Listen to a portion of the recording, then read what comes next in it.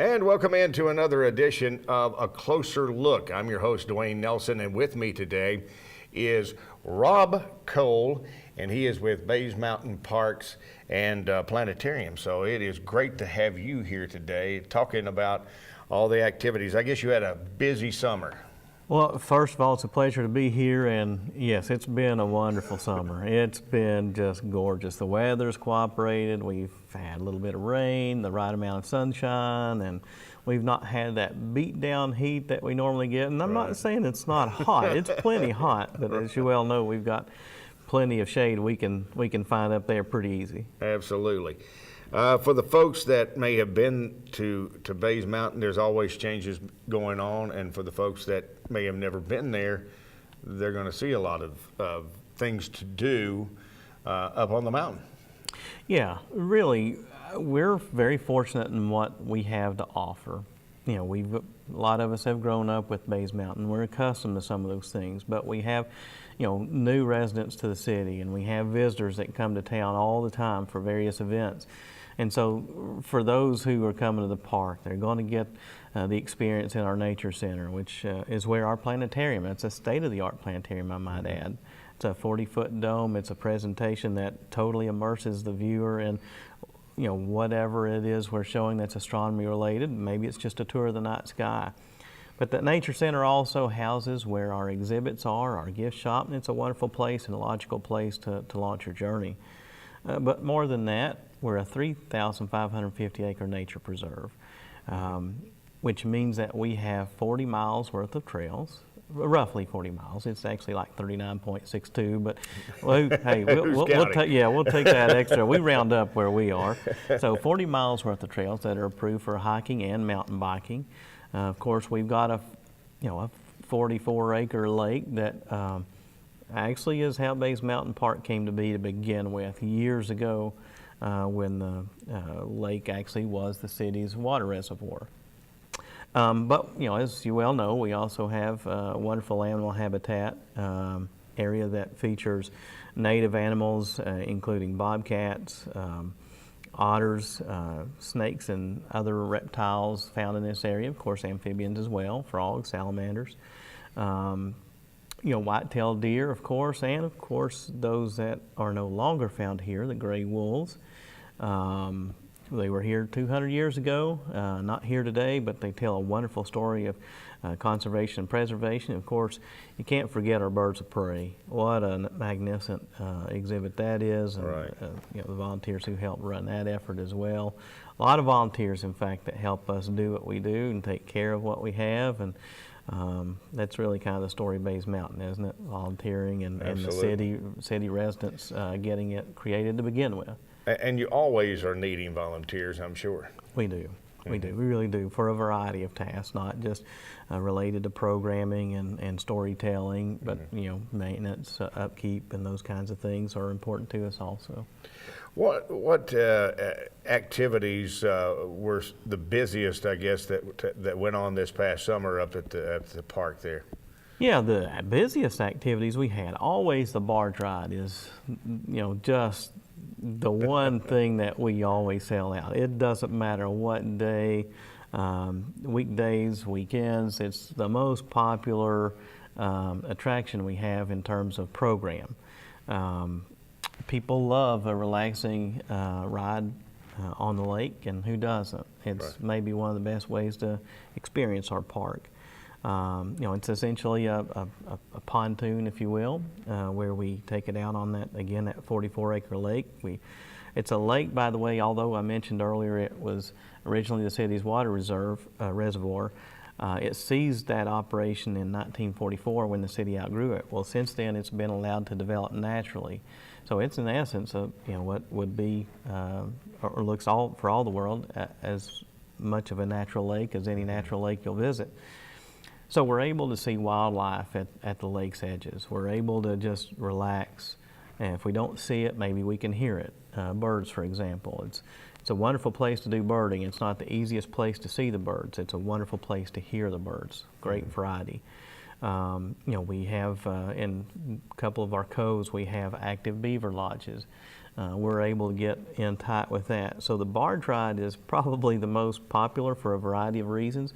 Relaxation is chief among them, and of course, again, education. It's a wonderful history there. It kind of makes me wonder sometimes, had we not had Bays Mountain Reservoir serving the city, serving city industry more specifically, and that reservoir was completed in 1916, what would Kingsport be like today? Kind of makes you wonder. Right. And so we understand the attraction. It's relaxing. It's great. Even on a hot day, you can find a good breeze on that lake. So that one sells out the fastest, and then probably no doubt right behind that, the zip line has been a popular attraction. It's a seasonal offering that we do. It's a 300-foot zip line, and I probably don't need to do a whole lot of description there. You just grab on it and go, and it is sure. an absolute blast. And it's got to be probably one of your popular attractions, like you say. I mean, people Yeah. from all over that are big zip liners, they want to come and check it out. They really do, and we all love a thrill. We all love to be. I don't know that scared is the word, but we like to be challenged that way a little bit. Right. Just to toe the edge, so to speak. And that zip line, nationwide zip lines are popular at the park. Ours goes right through the canopy of the forest, and it's a blast. And it's quick. It's fast. Yes, it is. I Yes, take it it that is. you've had your share on that zip line. Oh yeah, oh yeah. Oh, absolutely. You gotta, to I always say, to sell it, you gotta experience it, and why not experience it? And so, no, it's not a hard sell at all. It's a lot of fun. It's a blast.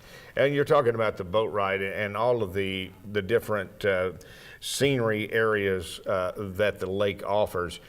That gives you that opportunity to get into those areas that maybe you normally wouldn't be able to walk up to. Well, that's right. And, although we have a lakeside trail, that lakeside trail doesn't always keep hard lakeside. And so it does offer us the opportunity to get into areas and view safely and quietly wildlife at the lake's edge that we otherwise couldn't see. If you try to creep up on that while you're out on the trails, for example, if you're seeing a white-tailed deer with maybe with a fawn or two trailing it, they're going to get spooked and take off. With the barge, it's a fairly quiet ride. It's a little bit off the bank, so we're not really easily noticed, and/or the wildlife Right. has grown accustomed to the passage of the barge in that area, and so it provides a really neat opportunity, yes, like you said, to view things and see things in a way that you just can't any other way. And let me ask you, you were talking about the wolves, and that has always been a popular staple for you all, but I guess they're now gone. And how long did you have them up there? Yeah, our wolf program started in 1992 with 3 wolves. Today we have 8. It's a wonderful program. To your point, over 200 years ago, we used to have wolves in this area for various reasons, including human influence. We no longer have wolves in this area. So, that's the wolves we have today help us tell an important story of conservation preservation. When we lose a keystone predator like the wolves, a lot of changes happen.